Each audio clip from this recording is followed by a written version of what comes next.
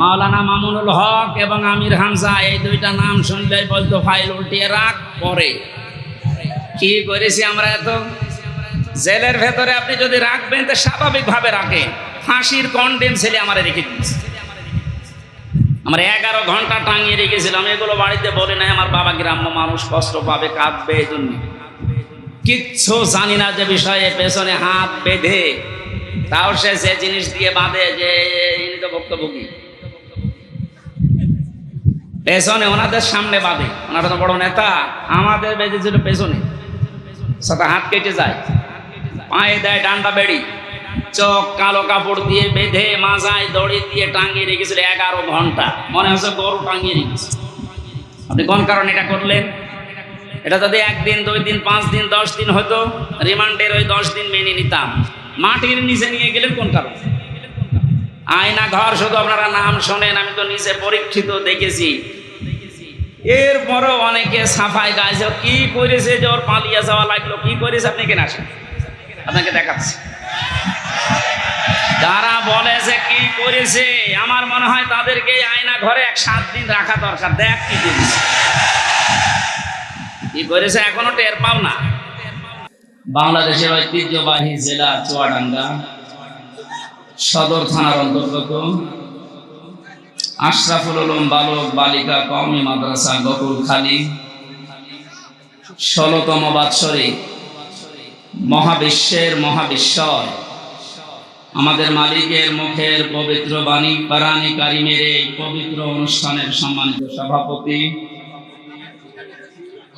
হাজিউল হারামাইন, অত্র মাদ্রাসার সম্মানিত সভাপতি আলহাজ মোহাম্মদ শরীফুল ইসলাম দামাত বারকাতুহুমুল আলিয়া, মাহফিলের প্রধান অতিথি শাইখুল মাশায়েখ, সদস্য সচিব জেলা বিএনপি চুয়াডাঙ্গা, বিশিষ্ট রাজনীতিবিদ মজলুম জননেতা জনাব মোহাম্মদ শরীফুজ্জামান শরীফ, হায়াতে তাজ্জেবা সিহাতে কুল্লিয়া কামনা করছি, বলেন আমিন।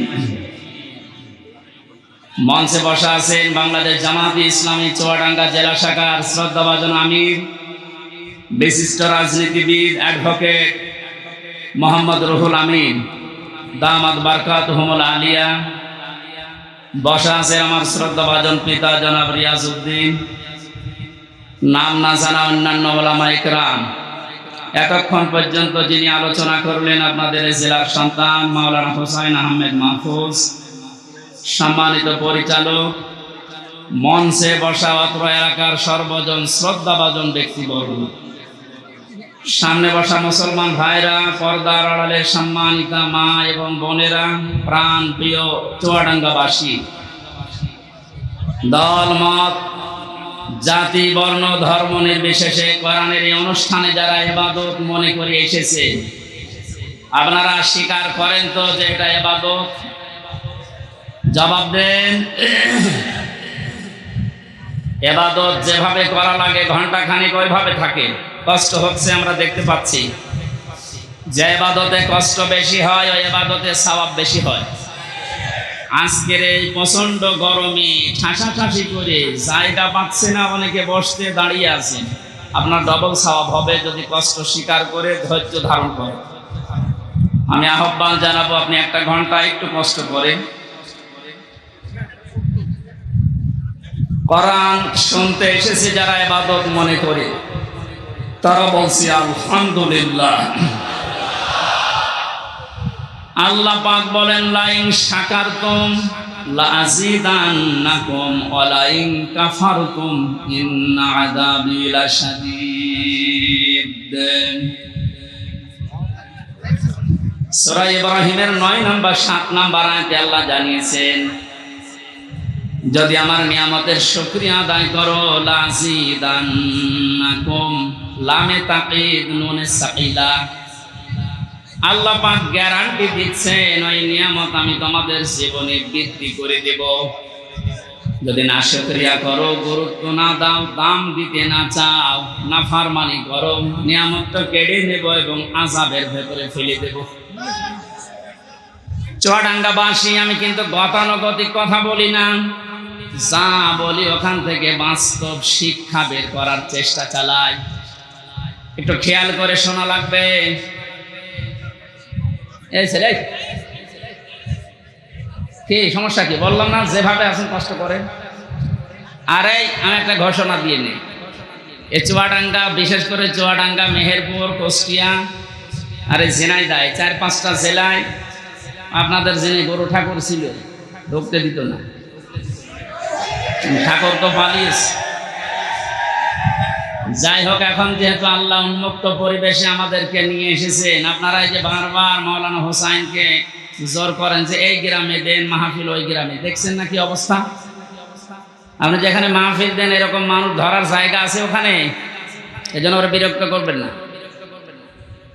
এই চুয়াডাঙ্গা জেলায় আমি 3টা অনুষ্ঠান অলরেডি দিয়েছি। সরোজগঞ্জ বাজারে একটা, দর্শন মাদ্রাসায় একটা, আর এই যে এটা। আশা করছি এবছরে যেহেতু আর ডেট পাওয়া যাচ্ছে না, খালিও নেই, সারা বাংলাদেশের 64 জেলায় 2-3টা করে ডেট থাকে। জীবননগর পাইলট স্কুলে একটা এখনো নেয়নি, ওইটা নেব ইনশাআল্লাহ। এই জন্য আর বিরক্ত করবেন। আপনারা এত কষ্ট করে বসে আছেন, আমাদের তো বিবেকে কেমন লাগছে যে আমি চেয়ারে আছি আর আপনারা জায়গাও পাচ্ছেন না, অনেকে এই গরমের ভেতরে দাঁড়িয়ে আছে। এই জন্য কমপক্ষে 1.5 থেকে 2 লক্ষ মানুষ ধরবে এরকম মাঠ ছাড়া দাওয়াত নিয়েন না, কষ্ট হবে। মানুষকে কষ্ট দেওয়া হারাম। হারাম কাজটা আশা করছি সামনে করবেন না। আর আমি গতানুগতিক কথা বলি না, আপনারা জানেন। আমি যা বলছি দেখেন এখান থেকে কি শিক্ষা নিয়ে আসি বাস্তবের সাথে। আল্লাহ তাআলা নিয়ামতের শুকরিয়া আদায়ের কথা জানিয়েছেন। শুকরিয়া আদায় মানে আমরা বাংলাদেশ, ভারত, পাকিস্তান এই সমস্ত দেশের মানুষগুলো বিশেষ করে বুঝিয়ে যে একেবারে টুটি পর্যন্ত খেয়ে একটা ঢেকর তুলে আলহামদুলিল্লাহ বললে শুকরিয়া আদায় হয়ে গেল, নাকি? এই সমস্যা এমন কোনো সমস্যা না। মাদ্রাসার মহাতামিম একটু অসুস্থ, আমি পুরো অসুস্থ। ঠিক আছে, ওইটা সমস্যা নেই, আমি তো ওনাকে এই গরমে অনেকে অসুস্থ হয়ে গেছে। মাদ্রাসার যিনি আমাকে নিয়ে এসেছেন মহাতামিম, উনিও অসুস্থ হয়ে পড়ে গেছে। আপনারা কি শুরু করেছেন? কথা বন্ধ করেন। সব জায়গায় যে দেখি এই 2 পাশের এই মানুষগুলো, এদের কারণে আলোচনা তোলা যায় না। কি করেন? এখানে সব বসো তো, বসো সব বসো, বসো সব বসো, এখানে সব বসো, কেউ দাঁড়িয়ে থাকবে না, বসো বসো বসো। চুয়াডাঙ্গাবাসী আমরা যেহেতু কোরআনে কারিম থেকে কথা বলার জন্য এবং শোনার জন্য এসেছি, আর পৃথিবীতে যারা কোরআন দিয়ে কথা বলে এরাই সত্য কথা বলে। এতদিন আমরা শুনেছি কোরআনের আয়াত পড়তো ঠিক, কিন্তু উল্টা পাল্টা ফতোয়া দিত অনেকে। বলতো লাকুম দীনুকুম ওয়ালিয়া দীন, রাহুল বুখারী। একটা কথা হইল, আপনি আয়াত পড়ছেন কোরআনে আর দলিল দিচ্ছেন বুখারী। কোরআনে কারিম কি ওই রকম নাকি? আল্লাহ পাক এত অথেন্টিক ভাবে এটা রেখেছেন এবং কিয়ামত পর্যন্ত তিনি রাখবেন বলে ঘোষণা দিয়েছেন, ইন্না নাহনু নাযালনা যিকরা ওয়া ইন্না লাহু লাহাফিজুন। আল্লাহ বলেন, অবশ্যই আমার এই কোরআনকে আমি আল্লাহ নিজে নাজিল করেছি, এই জিকির, এবং কিয়ামত পর্যন্ত এর সংরক্ষণের দায়িত্ব আমি আল্লাহ নিজে হাতে তুলে নিয়েছি। নবীজিকে আল্লাহ ধমক দিয়েছেন, ওয়ালাউ তাকাব্বালা আলাইনা বা'দাল আকাবিল লাআখাযনা মিনহু বিল ইয়ামিন সুম্মা লাকাতা'না মিনহুল ওয়াতিন। আমার এই কোরআনের ভেতরে যদি নবী পর্যন্ত কোনো কথা বানিয়ে নিজের নামে চালিয়ে দিত যে এইটাও আল্লাহ জানিয়েছে, কি করতাম জানেন? আমি নবীর ডান হাত চেপে ধরতাম, কণ্ঠ নালী কেটে ফেলে দিতাম। ঠিক আছে? না না, ঠিক না। আপনারা আলেম না, কিসের আলেম? লাআখাযনা, আমি বললাম যে আল্লাহ পাক নবীজির হাত চেপে ধরতেন না, আল্লাহ নিজের হাত দিয়ে ধরতেন। এখানে ফাইল আল্লাহ নিজে, নবীর হাত ধরতেন না, আল্লাহ নিজে ধরতেন তার হাত দিয়ে। মিনহু বিল ইয়ামিন বাম হাতের কথা দিলেন না কেন, ডান হাতের কথা দিলেন কেন? আল্লাহর বাম হাতে শক্তি কম নাকি? আমার বাম হাতে থাপ্পড় খেয়েছে।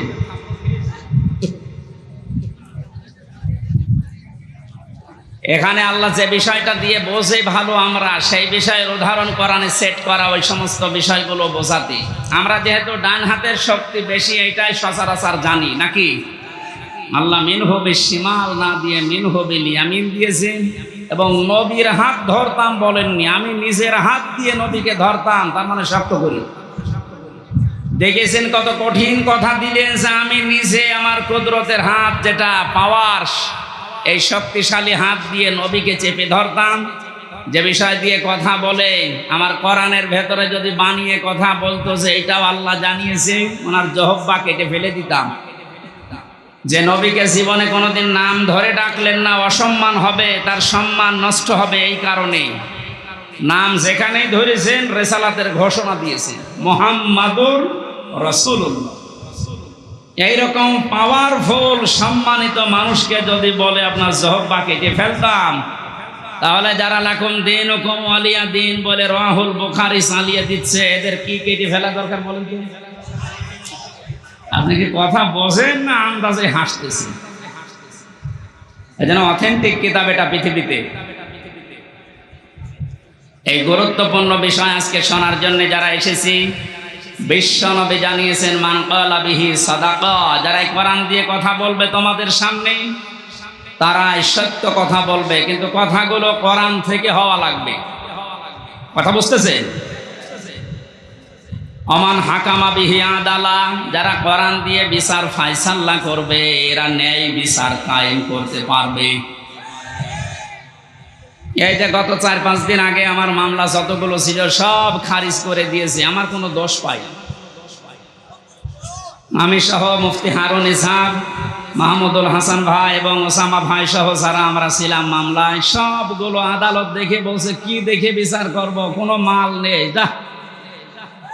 আমি মনে হয় বলতে গেলাম আদালত প্রাঙ্গণে দাঁড়িয়ে যে স্যার মাননীয় আদালত, এই মামলাটা আপনার কাছে আজ 3 বছর ছিল, আপনি 3টি বছরে কতবার এই মামলা পেয়েছেন, দিতে পারেননি। আজকে যে একেবারে বললেন কোনো মাল নেই, এতদিন কি মাল ছিল? অনেক বলতো যে হতো আমার হাত বাঁধা ছিল। কি ছিল? আজকে যখন হাত ওনার খুলেছে, শুধু এই বিচারপতির না, সারা বাংলাদেশের হাত আমরা এভাবে খুলে দিতে চাই। বৈষম্য বিরোধী ছাত্র আন্দোলনে যারা যোগ দিয়েছিল, যারা আন্দোলন করেছিল, তাদের যে 9টা দফা ছিল, তার 1 নম্বরে কারো হাত বাঁধা থাকবে না। এ বাংলাদেশে আমরা দেখেছি শুধু একজনের হাত খোলা ছিল, বাকি সবার হাত বাঁধা, এমনকি কাওয়া কাকু পর্যন্ত ও হাত বাঁধা। আমারে বাবা গিয়েছিল স্বরাষ্ট্র মন্ত্রণালয়ের কাছে, বলে না আমার হাত বাঁধা, তেরো চেয়ারে বসার দরকার। হ্যাঁ, একটা স্বরাষ্ট্র মন্ত্রী সে যদি বলে আমার হাত বাঁধা, হাত খোলা আছে কার? এই 3 বছরে জেল খাটার পরে আমি দেখেছি হাত একজনেরই খোলা ছিল। সে যাই হোক, আমরা চাই ওনার মতো হাত এই দেশে 1628 জন মানুষ এই চেয়ারে বসে আছে। 1628 জন যে চেয়ারে বসে আছে, সব হাত আমরা খোলা রাখতে চাই। আবু সাইদ যেভাবে হাত খোলা ছিল, সবার হাত এভাবে খোলা রাখতে চাই। কথা বলেন ঠিক কিনা?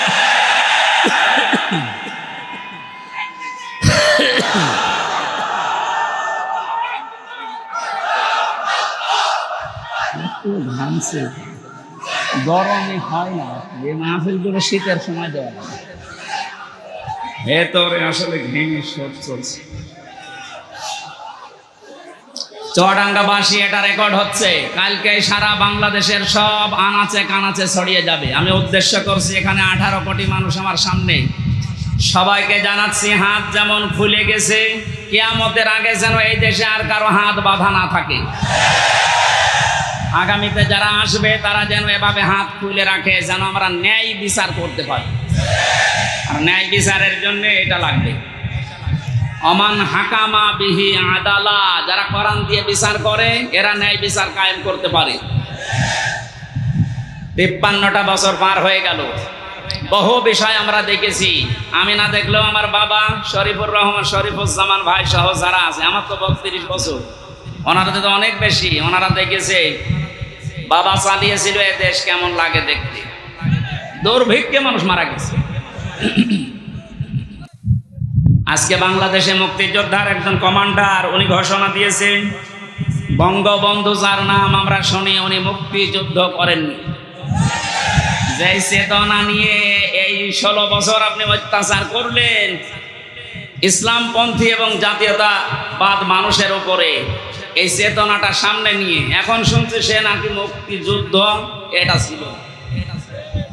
এটা যে এখন ওনার বক্তব্যটা আমি এখনো সত্যতা প্রমাণ পাইনি। যদি সত্য হয় এতদিন তাহলে মিথ্যাচার করে জাতিকে আপনি যা করলেন কি জবাব দেবেন বলেন তো?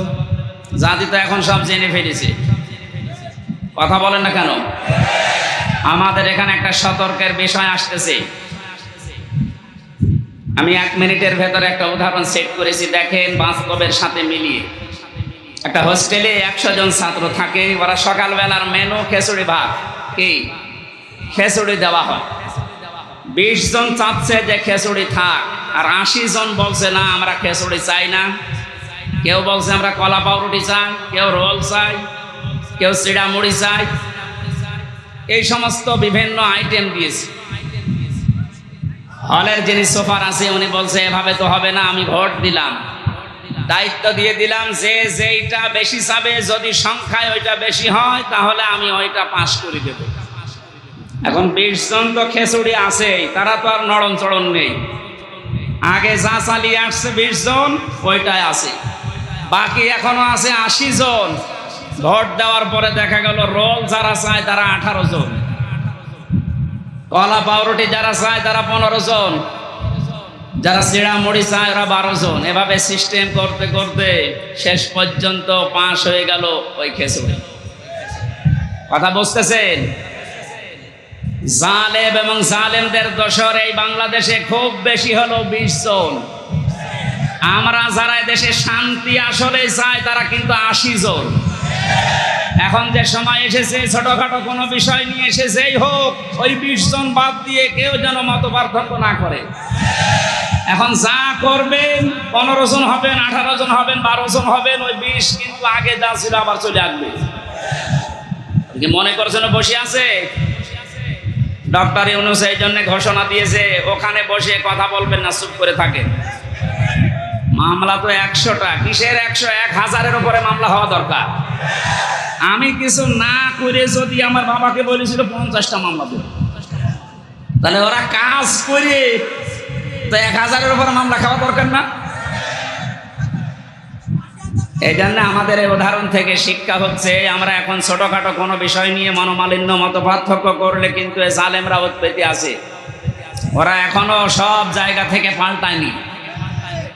সংস্কার যখন আরম্ভ হয়েছে, যারা দায়িত্বে আছেন, প্রধান উপদেষ্টা সহ যে কয়েকজন মানুষ আছেন, খুব তাড়াতাড়ি ইমিডিয়েটলি এই মুহূর্তে 1628টা চেয়ার আমরা পরিবর্তন চাই, কারণ এগুলো সব জালেমদের দোষ। এক কথা বলেন, এই যে চোপ্প মিয়া, এই চোপ্প থেকে শুরু করে যেই কয়টা ছিল জালেমদের দোসর, এই 1628টা চেয়ারের এই মুহূর্তে সকাল হতে হতে যেন শুনিতে পাল্টিয়ে গেছে। 1000-এর উপরে মানুষ জীবন দিয়ে গেল এইটার জন্য, কারণ এই বৈষম্যের কারণে আজ হাজার হাজার মানুষ জুলুমের শিকার হয়ে মানবতার জীবনযাপন করেছে। অনেকে বলছে আমরা মাফ করে দিলাম, হ্যাঁ তাদের ব্যক্তিগত বিষয়, কিন্তু সামগ্রিকভাবে কোনো মানুষ যদি ভিকটিম, আমরা যারা আমার মতো 3টা বছর আপনি কোন কারণে আমাকে রাখলেন, আমি যেহেতু বেকসুর খালাস পেয়ে গেছি, আদালত প্রমাণ করেছে যে আমার কোনো দোষ নেই, কথা বলেন না কেন? তাহলে একেবারে উপর থেকে শুরু করে যেই লোকটা আমার মামলার আয়ু, যারা এর সাথে জড়িত, আমার মামলার যদি বাদিয়ে হুজুর হইতো, ওরে যত টাকা লাগে আমি দিয়ে 2 দিন পরে বের হয়ে আসতাম, কিন্তু মামলার বাদী তো একেবারে সরাসরি হাসিনা।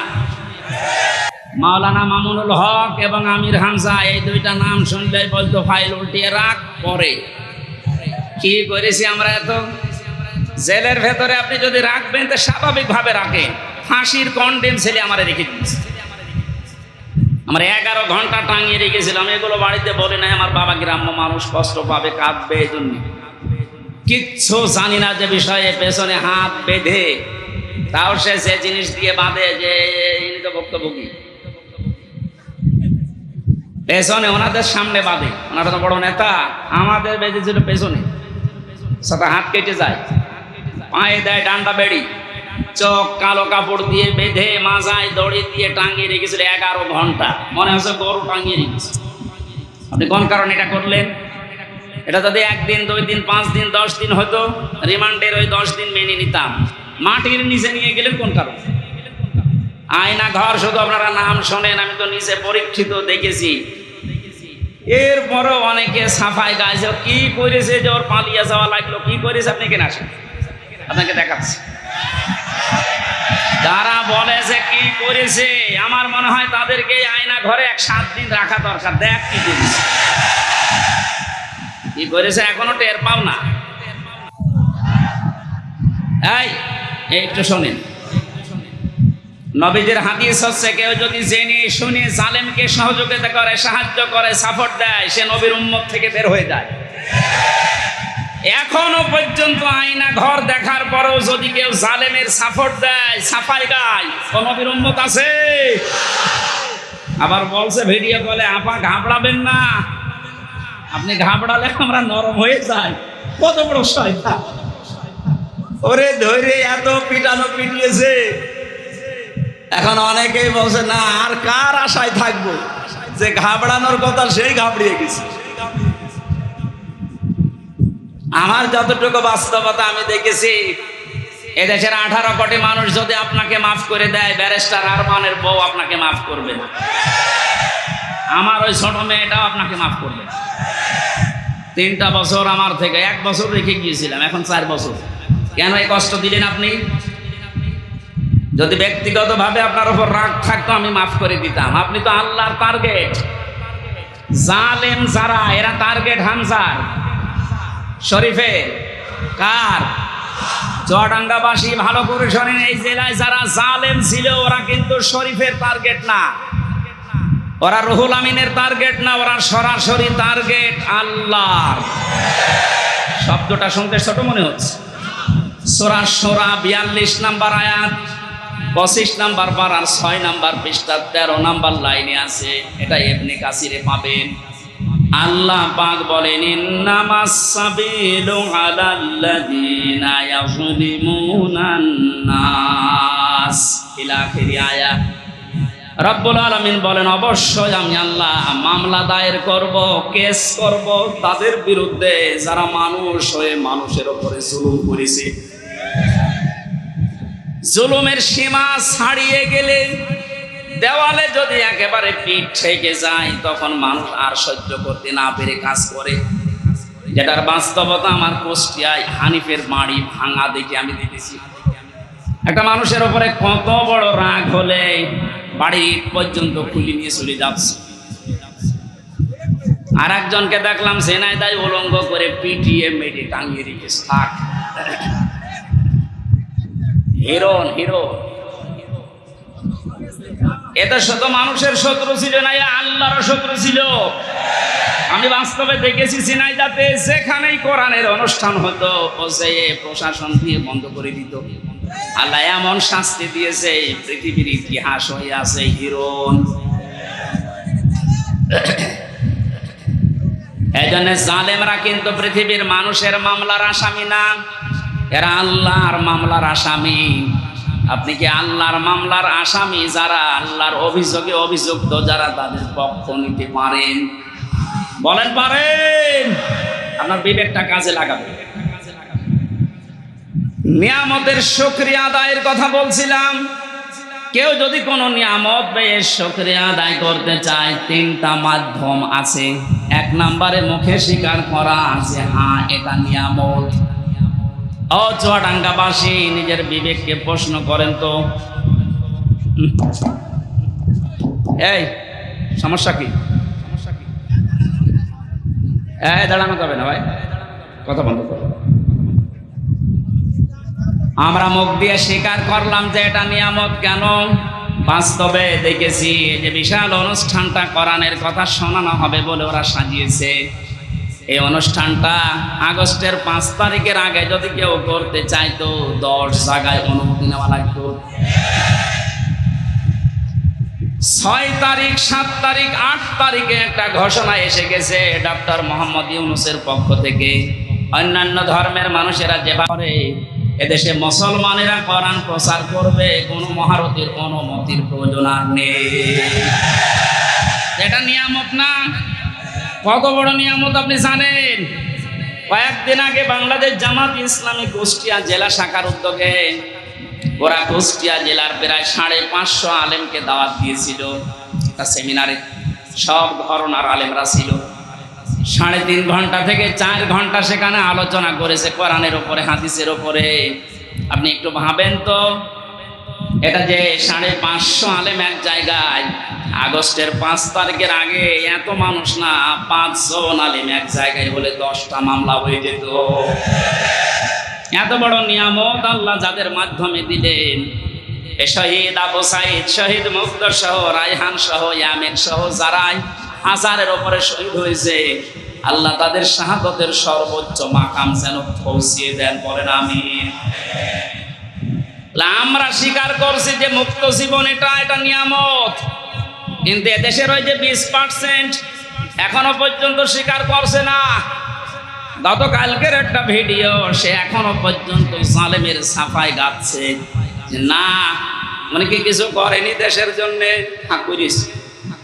একটা রাস্তা বানাতে যদি 2 কোটি টাকা খরচ হয়, 3 বার বাজেট করে 9 কোটি টাকা খরচ করেছে। 2 কোটি খরচ করে 7 কোটি আল্লাহর রাস্তায় নিয়ে চলে গেছে। এই যে আল্লাহর রাস্তায় নিয়ে গেছে বললাম কেন? ওই দরবেশের কারণে। দরবেশ কত টাকা আত্মসাৎ করেছে দেখেছেন? 36,000 কোটি। আপনি জীবনে যদি গণনা করে তো জীবন শেষ হয়ে যাবে। দরবেশের যদি এই হাল হয়, যেগুলো ধরবেশ, ওগুলোর অবস্থা কি? আমার মনে হয় পালিয়ে যারা গেছে এদের টাকা পয়সাগুলো ডক্টর ইউনূস ঘোষণা দিয়েছে, এগুলো সব ফিরিয়ে আনা হবে। তাড়াতাড়ি করেন, সবগুলো ফিরিয়ে নিয়ে আসেন। শুধু ফিরিয়ে নিয়ে আসা না, যারা টাকা পয়সা আত্মসাৎ করেছে, বেগম পাড়া বানিয়েছে, এদের স্ত্রী সন্তান পুত্র যা আছে সব রাষ্ট্রের কাজে লাগান। টাকা পয়সাগুলো নিয়ে এসে আপনি একটু দেশের মানুষের কাছে দেন, দেখেন দেশটা দাঁড়িয়ে যাবে। কোনো অভাব নেই এদেশে, অভাব শুধু সুষ্ঠু বন্টনে। এই সুষ্ঠু বন্টন যেন হয়, আমরা এরকম মানুষকে এখন সামনে চাই। কথা বলেন ঠিক কিনা? ওনার যখন বললো যে আমার 2টা ছেলে হাফেজ আলেম হবে, আমার মন হৃদয় ভরে গেছে।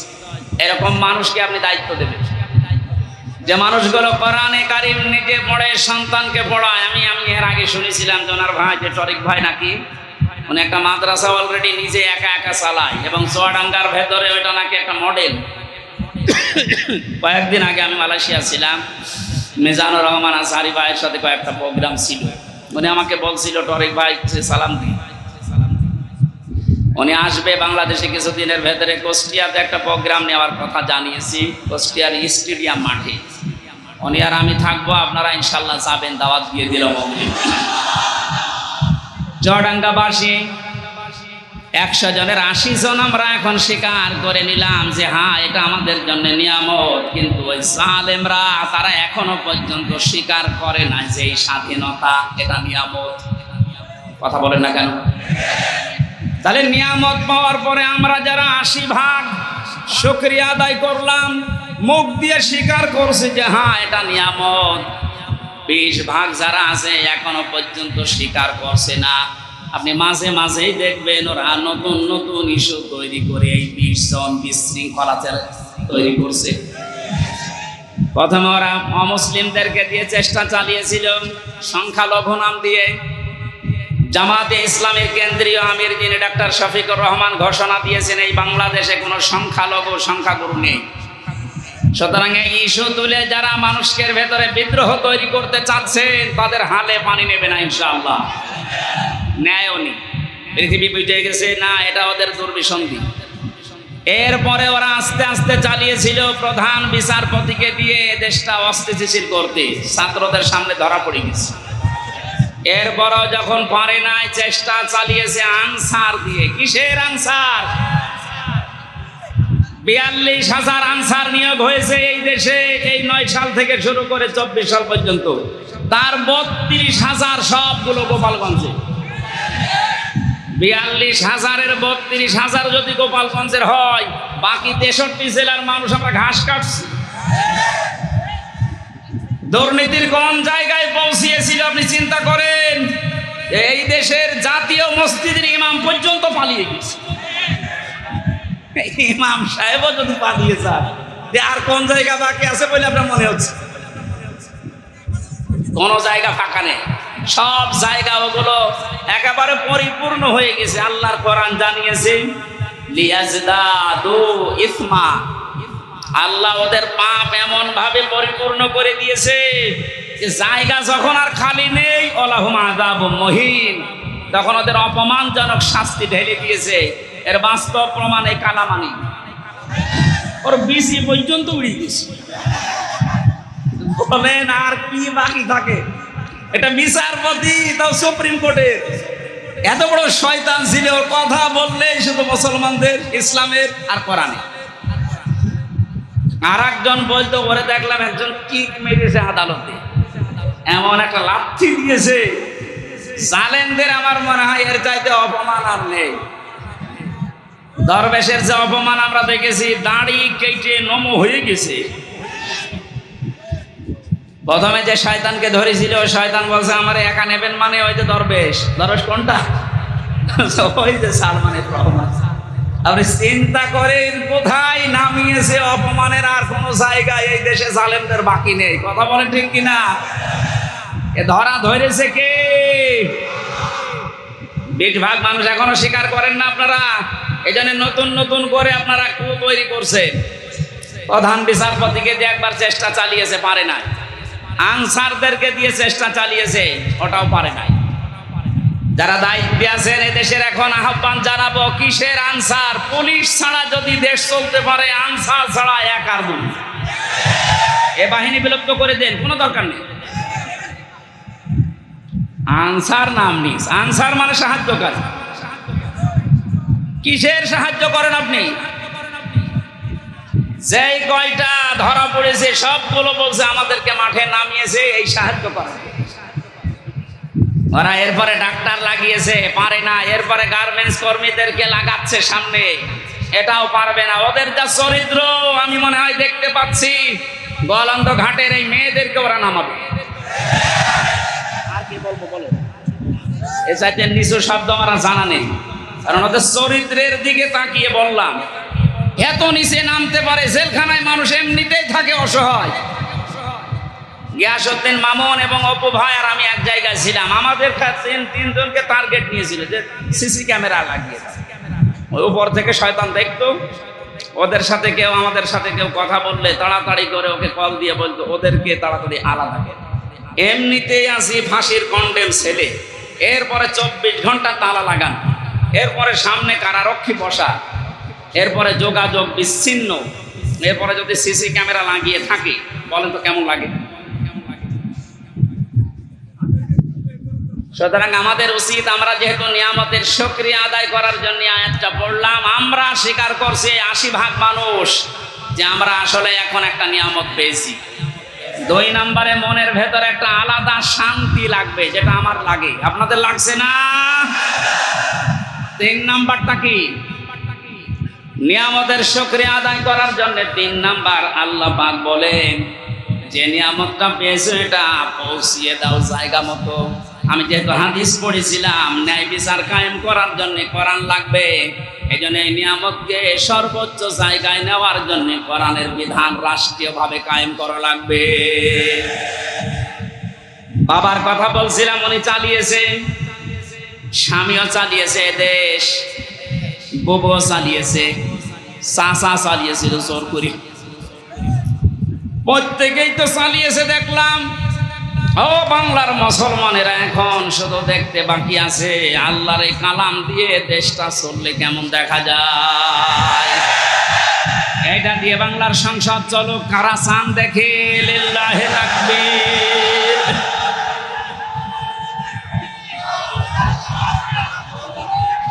আলহামদুলিল্লাহ ভাই।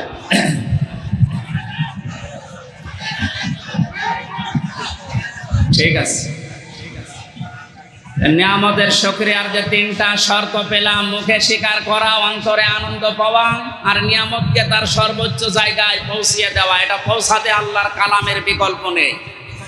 এই জন্য ন্যায় বিচার যদি আমরা এখন দেখতে চাই, বিচার ব্যবস্থা লাগবে কিসের? আরো জোরে বলেন। আমান আমিলা বিহি উজিরা। যারা গ্রামার বসেন, কোন মানুষ যদি আমল করে কোরআন কেন্দ্রিক, আল্লাহ পাক নিজে তাকে এই আমলের জন্য পুরস্কার হাতে করে দেবেন। আমান দাআ ইলাইহি হাদা। কোন মানুষ যদি কোরআনের দিকে ডাকে, আল্লাহ নিজে তাকে হেদায়েতের উপরে রাখে। ফাকাদ হুদিয়া ইলা সিরাতিল মুস্তাকিম। রব্বুল আলামিন বলেন, তুমি যদি কোরআনের ডাকে সাড়া দিতে পারো, সবকিছু ফেলে দিয়ে আল্লাহ তোমাকেও জান্নাতের পথ সিরাতে মুস্তাকিম নসিব করে দেবে। বলেন আমিন। দরুদ আর সালাম পাঠ করার মাধ্যমে আজকের তেলাওয়াতকৃত আয়াত সূরা হিজর 43-44 দুইটা আয়াত পড়েছি আমি এক আয়াত বা হাফ আয়াত পড়ি তাফসীর মাহফিল। আজকে দুইটা পড়েছি, একটু বেশি সময় কথা বলবো, থাকবেন তো নাকি? হ্যাঁ, আমরা কোরআন থেকে কথা শোনার জন্য এবার প্রবেশ করছি। জবান খুলে সব বাদ দিয়ে পড়ে না। আউযু বিল্লাহি মিনাশ শাইতানির রাজিম। বিসমিল্লাহির রহমানির রহিম। ওয়া ইন্না জাহান্নামা লামাউইদুহুম আজমাইন। লাহা সাবআতু আবওয়াব লিকুল্লি বাবিন মিনহুম জুজউম মাকসুম।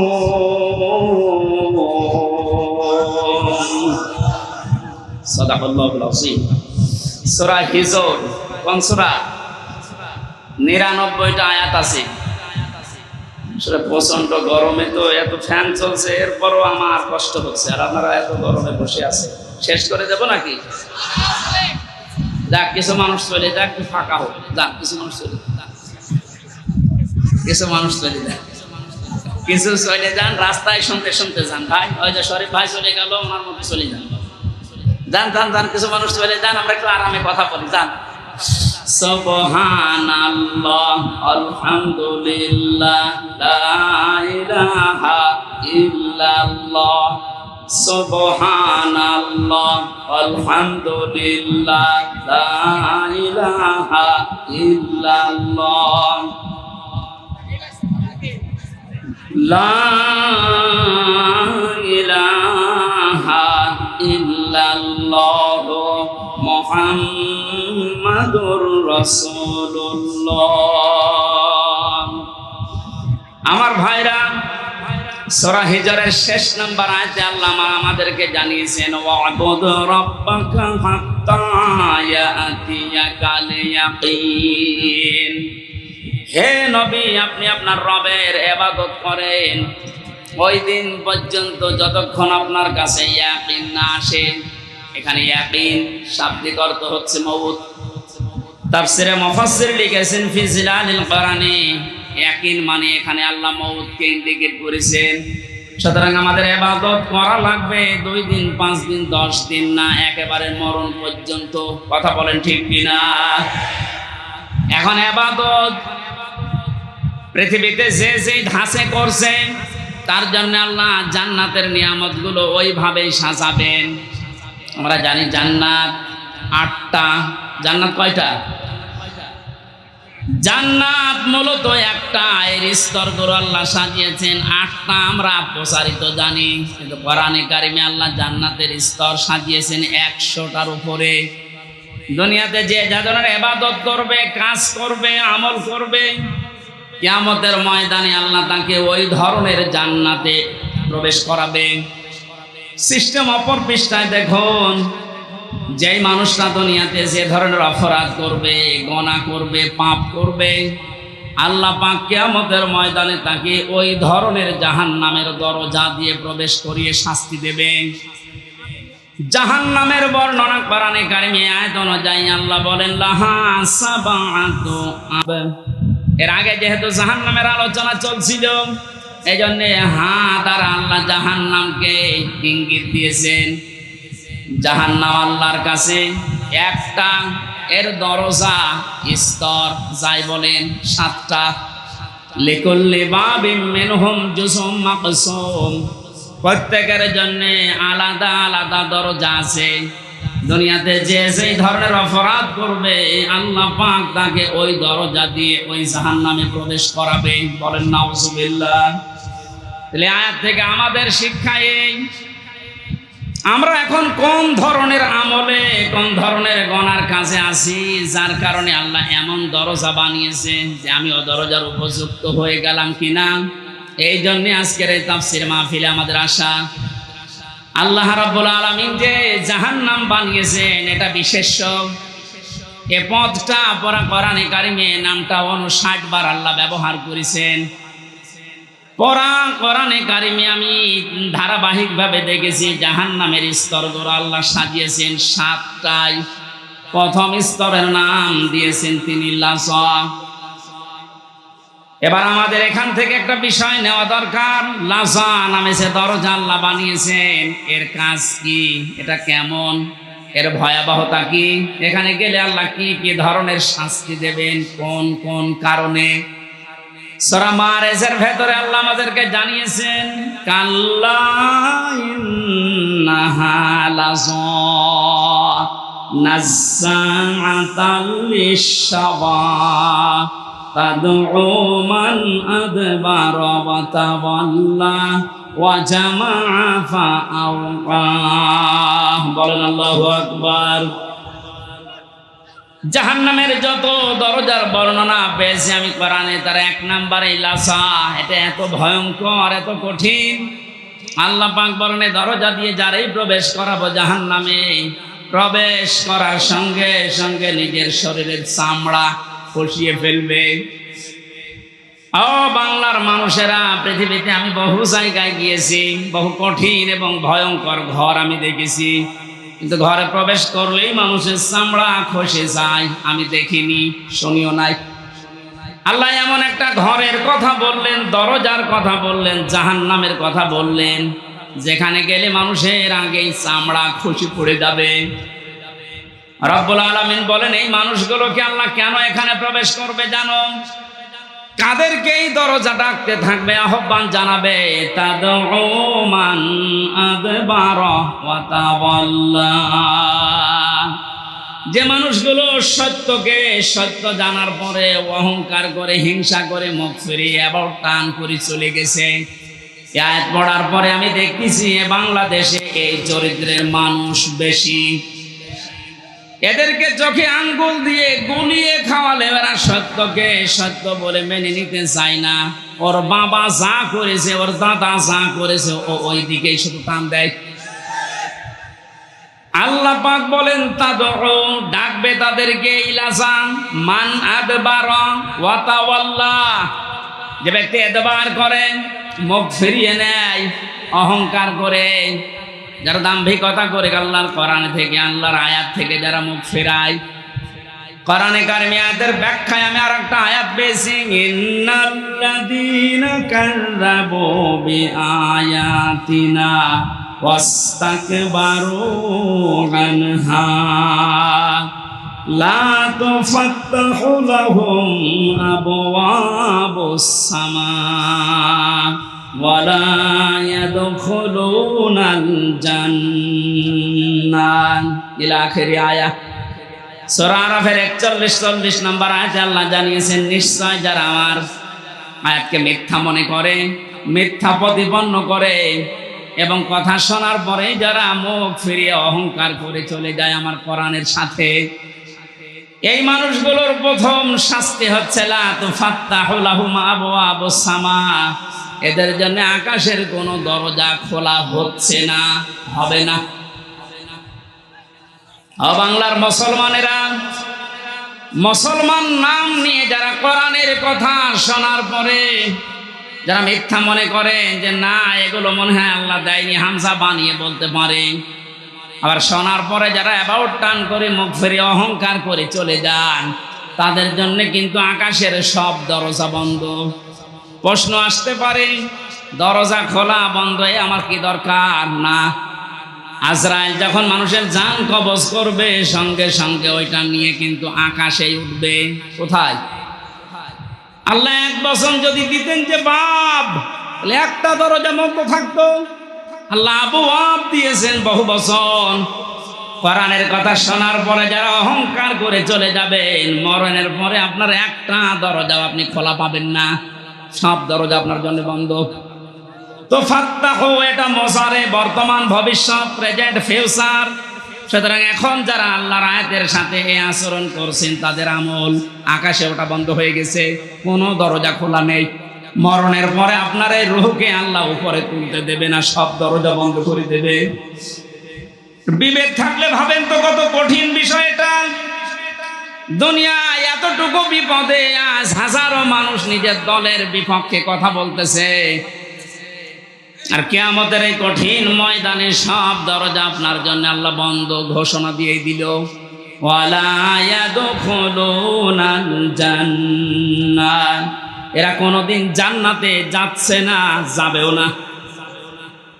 আল্লাহ একটা উদাহরণ সেট করেছেন, হাত্তা ইয়ালিজাল জামালু ফি সাম্মিল খিয়াত, যতদিন পর্যন্ত সূচের ছিদ্র দিয়ে উট প্রবেশ করে যেতে না পারে। চুয়াডাঙ্গাবাসী কোনোদিন কল্পনাও আসে এটা যে সূচের ছিদ্র দিয়ে উট যেতে পারে? কথা বলে না কেন?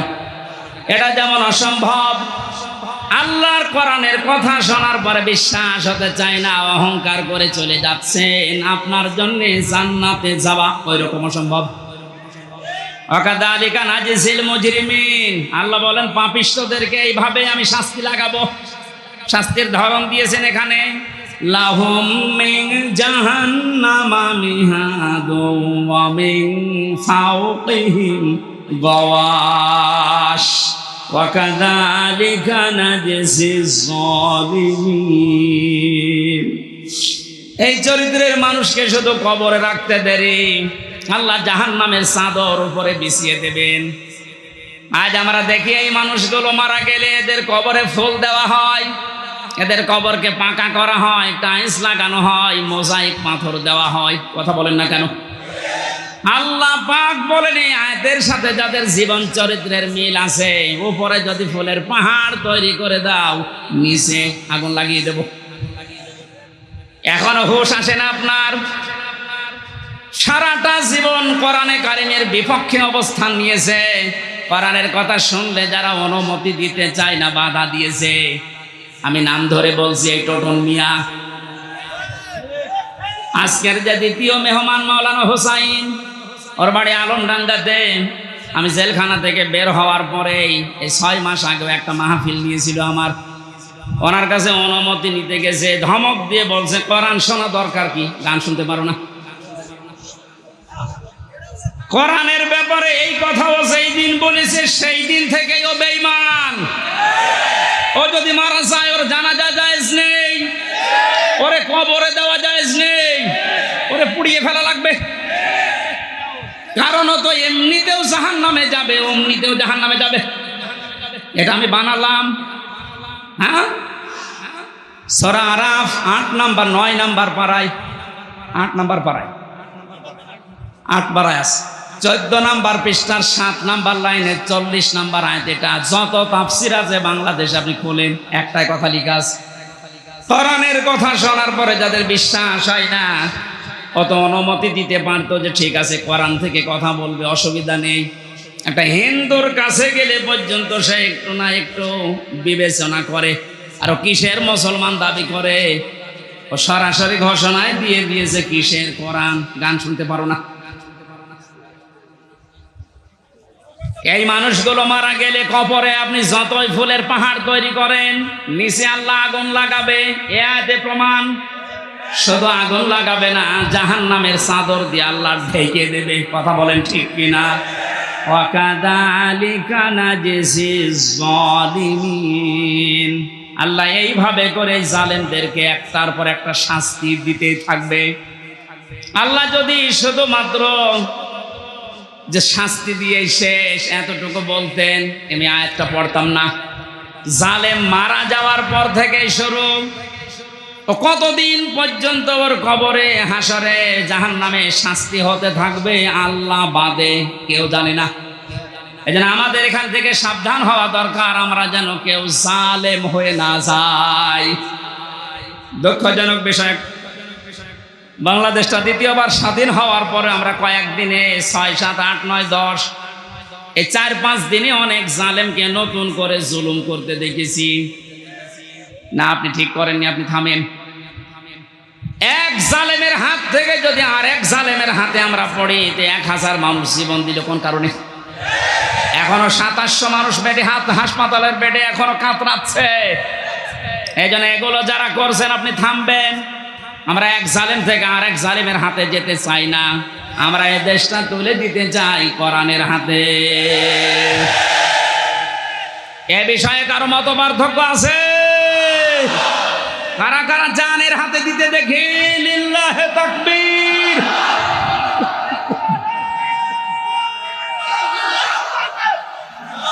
নারায়ে তাকবীর।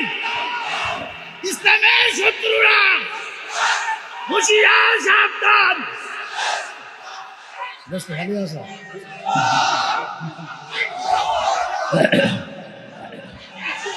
চুয়াডাঙ্গাবাসী, এই জন্য যে মানুষগুলো আপনি মুখ ফিরিয়ে চলে যাবেন, আপনার জন্য লাজা খোলা আছে। কি খোলা আছে বলেন তো? যারা আলেম আছে, তাফসীর বোঝে যে কত বড় কঠিন জায়গা। লাজার বর্ণনা দিতে গিয়ে আল্লাহ নিজে আশ্চর্য হয়ে গেছেন, এত কঠিন জায়গা। এই যে নাজ্জাআতাল লিশ-শাবা, হাড়ের সাথে যে চামড়া লেগে থাকে, আগে চামড়া তুলবে, এরপরে হাড় থেকে আর একটা হাড় করবে।